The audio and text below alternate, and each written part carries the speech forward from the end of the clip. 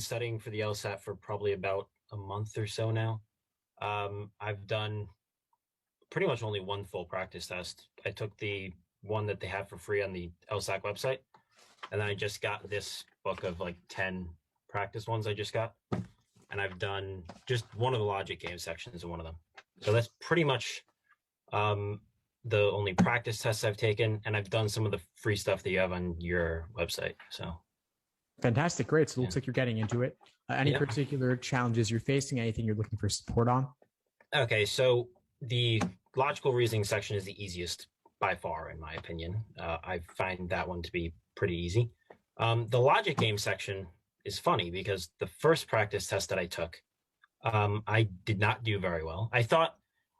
I didn't think it was difficult. I thought that it was difficult to do in 35 minutes, if that makes sense. And then the logic games on your website were pretty much the same thing. They don't seem challenging, but they took a long time to do. But I just did a logic game section the other day in this book, and I got a 22 out of 23.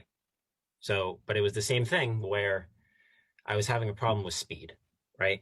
So the first 3 logic games that I did, I breezed through them. Like took about 16, 17 minutes to do the first 3. And then the last one took like 16 minutes, So how do I get faster with that? Yeah, well, first off, kudos to you on just how well you're doing already. I mean, accuracy is a struggle alone. And the fact that accuracy isn't the biggest issue, but maybe pacing is an issue. You're already one step ahead of many other people. So that's fantastic. You've clearly got some aptitude for this, but time constraints are incredibly important. Right. The exam is strictly timed, and it's meant to be so that most people cannot reasonably finish the questions in the time allotted. So it comes down to efficiency. A couple of ways to get more efficient at logic games. One is making more inferences up front.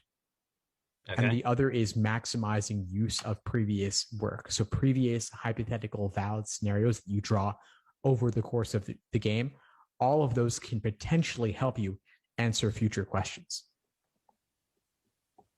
Okay, so for like inferences, you mean take the rules that they give me and then see if I can create other rules out of them? Like that? Yeah, kind of so like deductions. So you might combine multiple rules together to make a deduction. So that's often happens, for example, when you have the same variable featured in multiple rules, you might be able to link those rules together in some way. Okay. That makes sense.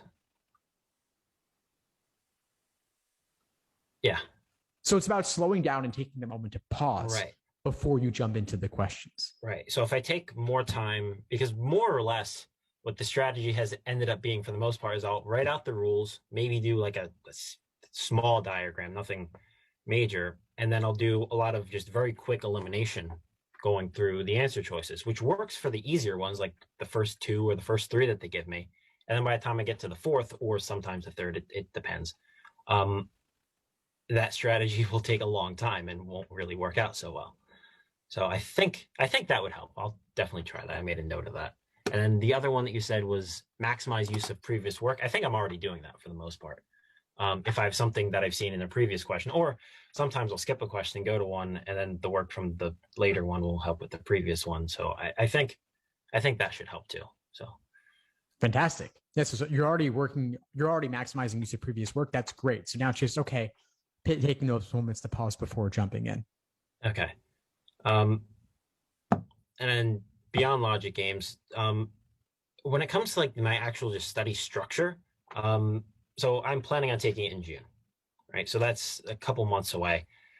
How much time per week and how many days per week is the best to prepare to study for it? There's no one best for everybody. We have to figure out what's best for you. So what other obligations do you have? What other what? Obligations. Oh, obligations. I thought you said applications. I'm like, that doesn't make any sense. Pretty much just my coursework and 1 or 2 clubs. We'll see whether that's a 1 or 2. But generally speaking, I definitely have a lot.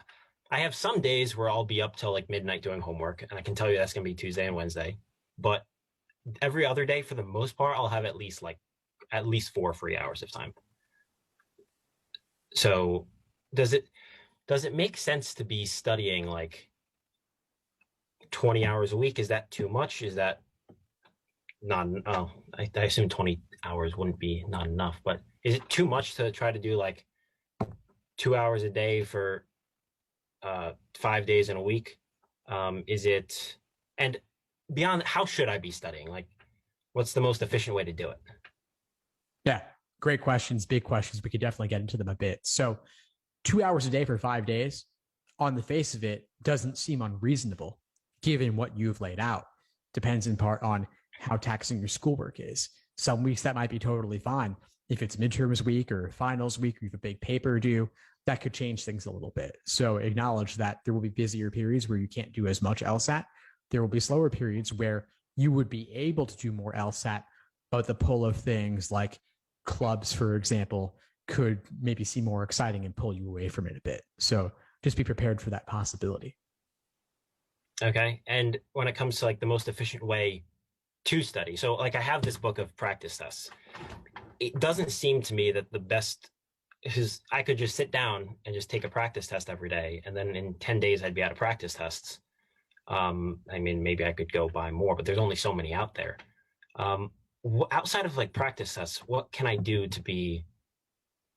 to improve at like logical reasoning and the reading comprehension section? Because logic games, you pretty much don't have many other options other than the logic games that they give you.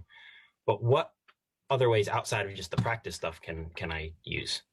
That's a great question. So I'm glad you brought this up because there are a lot of exams out there. There are nearly 100 released LSAT practice tests. So you could hypothetically, we're speaking now in mid to late February, you've got 3 months and change till the June LSAT Flex. You could take a practice test nearly every day. So are the older You are the could. older okay, but are the older practice or the older LSAT tests, are they're not like different than like the newer ones, or they're not is do they resemble the current test to the same degree that the more recent ones do? I mean, I haven't looked at ones that are from like 2000 from sorry 1991 or something. Right. Yeah. So that is the when the current format began, June 1991.